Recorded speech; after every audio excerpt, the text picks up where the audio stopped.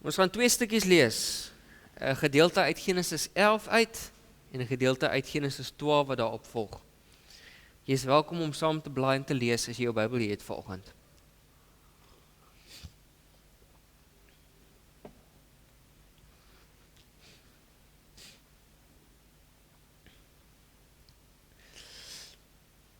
Ons begin lees by Genesis 11 vers 27. Nou vriende, as ons eintlik volledig dit moes lees, moes ons ten minste al by vers 10 begin het. Maar dit is 'n lang geslagsregister. En ek is nie 'n dominee wat mense wil verveel nie. So as jy by die huis kom vanmiddag, is jy welkom om die hele Genesis 11 te gaan lees. Sommer die gedeelte oor die toring van Babel ook. Want julle sal nou agterkom, dit skep 'n goeie konteks vir ons fokusteks in Genesis 12. So ons begin by vers 27 by Genesis 11. Hier volg die familiegeskiedenis van Terah. Terah het Abraham, Nahor en Haran verwerk, en Haran het Lot verwerk. Haran het in Ur van die Galdeërs in die land van sy familie gesterf, terwyl sy vader Terah nog geleef het. Abraham en Nahor het vir hulle vroue geneem. Die naam van Abraham se vrou was Sarai en die naam van Nahor se vrou was Milka. Sy was 'n dogter van Haran. Hy was die vader van Milka en Jiska. Sarai was onvrugbaar en sy het nie 'n kind gehad nie. Dan gaan ons na Genesis 12 vers 1. Die roeping van Abraham. Die Here het vir Abraham gesê: "Gaan weg uit jou land, weg van jou familie en jou ouerhuis, na die land wat ek jou sal wys. Ek sal jou 'n groot nasie maak. Ek sal jou seën en jou naam groot maak, sodat jy 'n seën sal wees. Ek sal hulle seën wie jou seën, maar wie jou verwen sal ek vervloek. En deur jou sal al die groot families van die aarde geseënd wees." Abraham het gegaan, soos die Here vir hom gesê het, en Lot het saam met hom gegaan. Abraham was 75 jaar oud met sy vertrek uit Haran. Abraham en Sarai sy vrou en Lot sy broerskind geneem, ook al die besittings wat hulle bekom het en al die mense wat hulle in Haran verkry het. Hulle het vertrek om na die land Kanaan te gaan en het in die land Kanaan aangekom. Abraham het deur die land getrek tot by die plek Sichem, tot by die akkerboom van Moreh. Die Kanaaniete was toe in die land. Ons lees tot sover.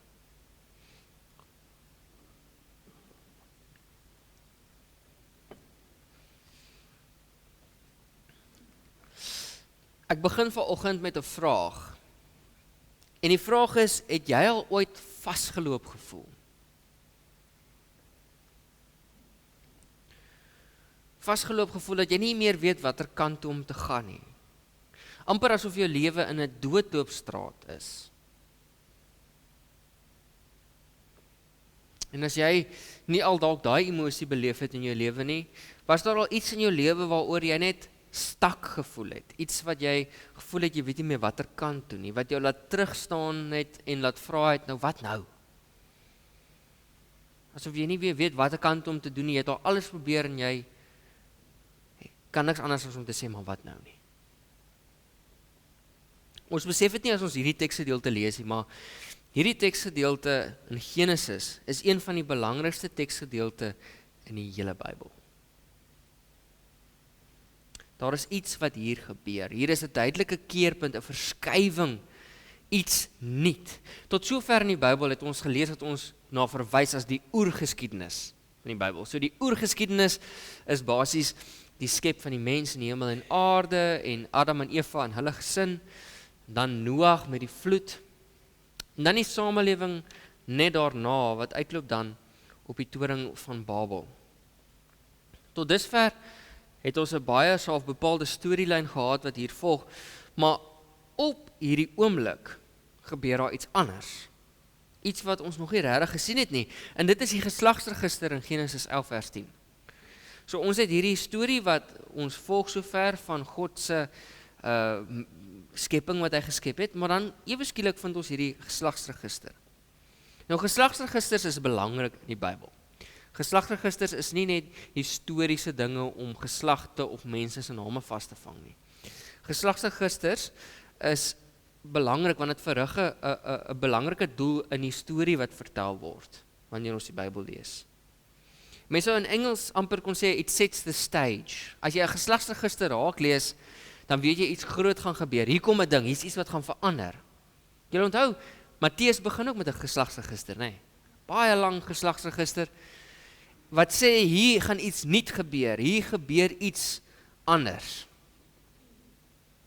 So ons het hierdie geslagsregister en dit bou mooi op en ons kry hierso 'n klomp generasies van mense, hier sommer groot ouderdomme en dinge wat gebeur het.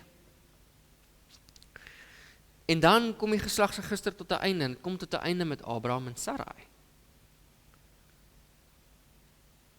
Nie net met Abraham en Sarai nie, maar dit sê dat hierdie hele ding wat opgeloop het nou, opgebou het, hierdie geslagsregister eindig met mense wat nie kinders kan kry nie. Dit stop by hulle. En so nou lees jy hierdie geslagsregister en jy dink by jouself, wat nou? Wat was die punt dan nou eintlik om al hierdie name te noem, want dit loop dood? Dit gaan mos nie verder gaan nie. Alles hou op en kom tot niks. Dit voel amper 'n bietjie soos 'n doodloopstraat as jy dit lees. Maar ek dink Abraham en Sarai se hele verhaal en vanoggend se teksgedeelte probeer juis vir ons wys dat God bietjie anders te kyk en werk as mense. Wat vir ons soos 'n doodloopstraat lyk, is vir God 'n voorvereiste om iets wonderlik te doen, om sy werk te doen. Wat ek lees as ek Genesis 12 lees van God wat vir Abraham en eintlik Sarai ook roep, is dat God is min gespin oor mense se potensiaal. As ons die Bybel lees, dan kies God nie die mooiste, oulikste, kundigste mense om die werk te doen nie. Hy kies normale mense, mense met foute, mense met probleme, mense wat aanjaag. God kies vir Noag. Noag het die geloof om hierdie boot te bou en gereed te wees vir wat gebeur. En wat is die eerste ding wat Noag doen toe hy van die boot afklim? Hy plant 'n wingerd, hy maak wyn en hy word dronk. Gaan lees hiervoor, is baie interessant. Moses het iemand met been doodgeslaan. Ek gaan nou nie aangaan nie, want julle kry die punt. God gebruik normale mense. Hy gaan kyk nie wie die meeste potensiaal het om suksesvol te wees nie. Inteendeel, as ons na Abraham en Sara kyk, vanuit die wêreld waarbinne hulle gebly het, was dit half 'n groot skande om nie kinders te kon kry nie. Dit was 'n big deal gewees. En so nou het ons hierdie paartjie wat nie jonk is nie, hulle is oud. Hulle kon nie kinders kry nie. En God sien nie een van hierdie dinge raak nie. Waar die mense kyk na die situasie en dalk hopeloos was, is dit nie wat God sien nie. En as ons na die situasie kyk en dink God kan nie hier werk en dan mis ons ook iets.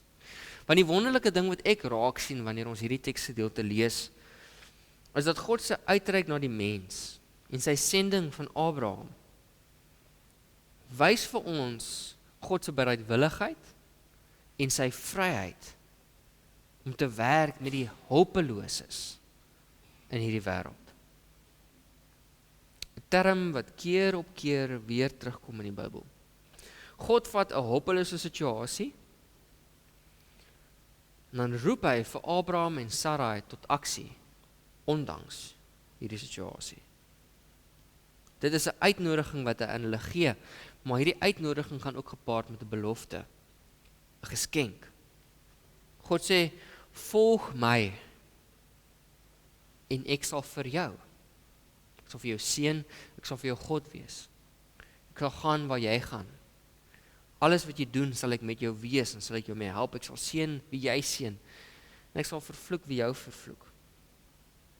Hierdie woorde wat ons lees in Genesis 12 is die fondasie, die belofte waarop die hele Bybelse narratief, die hele Ou Testament gegrond is op.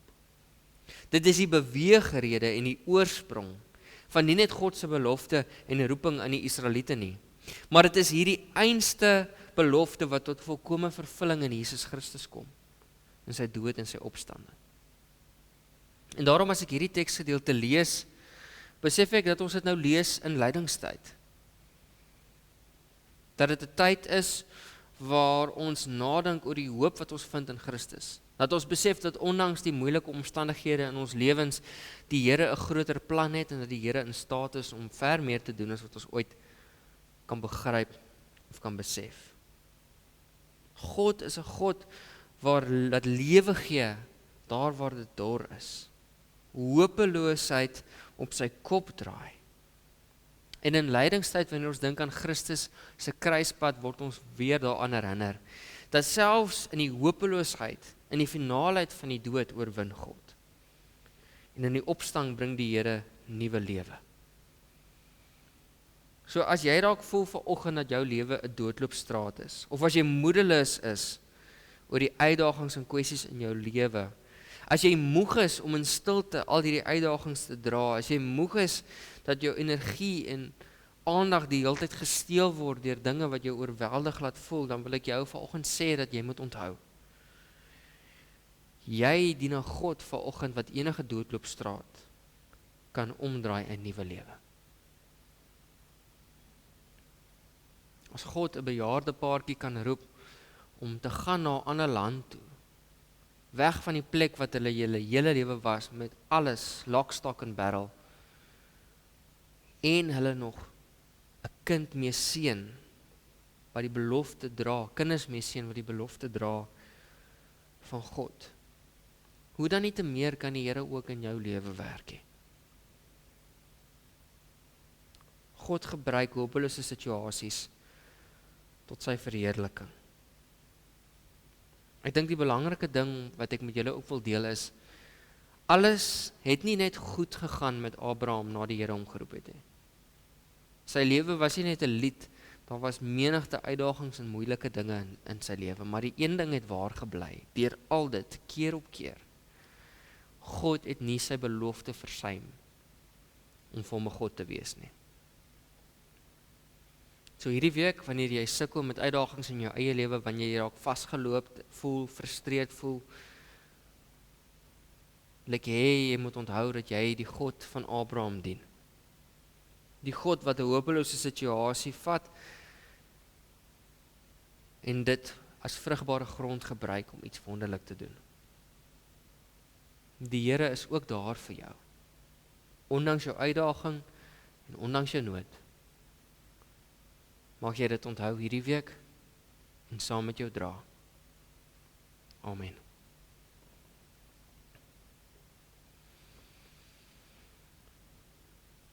Ons liefdevolle Heer, U roep nie net vir Abraham,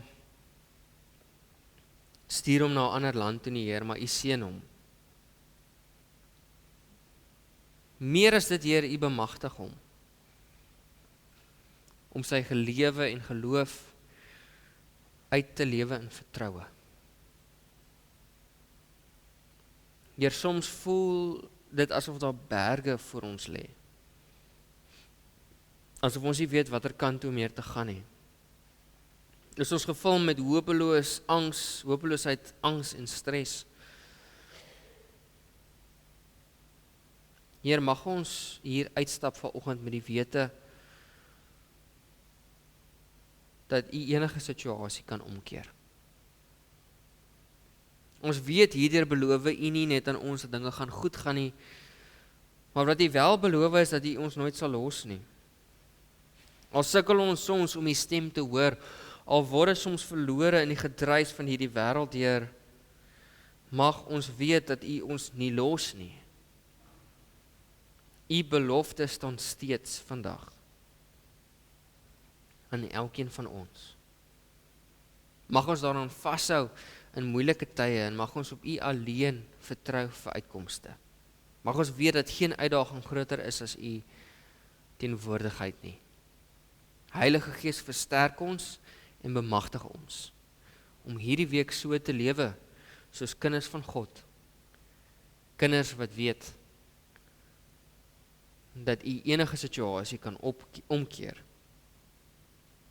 kan omdraai ten goeie. Ons dra hierdie dinge aan U op, Heer. Amen.